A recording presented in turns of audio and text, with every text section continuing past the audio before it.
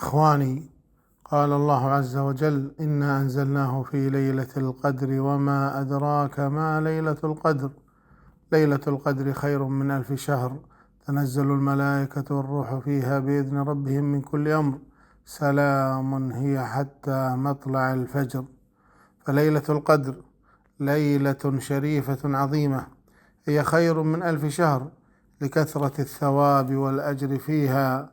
ولهذا كان من قامها إيمانا واحتسابا غفر له ما تقدم من ذنبه، والملائكة ينزلون فيها ومعهم جبريل في ليلة القدر إلى الأرض بالبركة والخير والرحمة.